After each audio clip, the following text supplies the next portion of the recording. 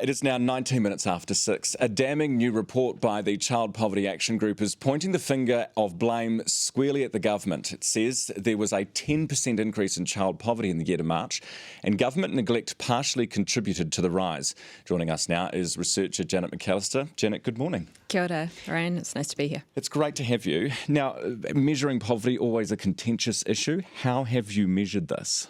So we've used one of the government's own primary indicators, which is poverty that is measured before housing costs. So this doesn't include the rise in rents. It's just talking about the income that's coming into a household before they've paid their housing costs. And we've used increases in benefit numbers, but also increases from the Household Economic Survey that show us how many families in whānau have lost jobs. So we've used couples who've lost all paid work, and also sole parents who've lost all paid work or their part-time work, and extrapolated from those numbers to find that 18,000 figure. Okay, because the Prime Minister was warned in December of last year in a report. She's obviously the Minister for Child Poverty Reduction. She was warned that child poverty was likely to increase as a result of COVID. What you're saying is that it has done so to the tune of 18,000 children, which is pretty scary stuff. Yep. Does that mean that we are now in a worse position as a country with the poorest of the poor than before, the Prime Minister became the Prime Minister? So look, we're certainly in a worse position than we were pre-COVID. So what the officials also told the government in that briefing was that the most severe negative effects of COVID-19 would be felt by families who are already disadvantaged. So Māori and Pacifica. Yes, and so in that 18,000 or however many children have been pushed into poverty, it's for tamariki Māori and Pacific children, they're 2.5 to 3 times more likely to have been pushed into poverty than Pākehā children.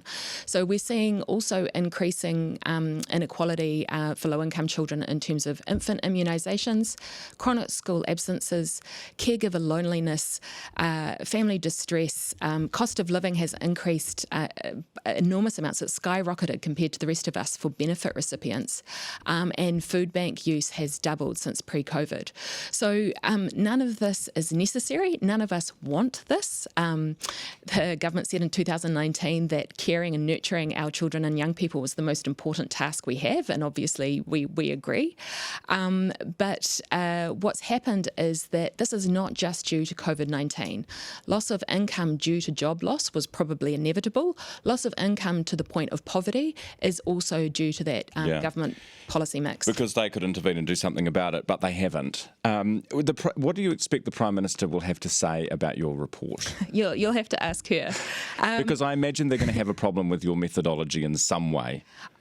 Look, it's because they use a range of variables, a range of measures. So they use 9 measures.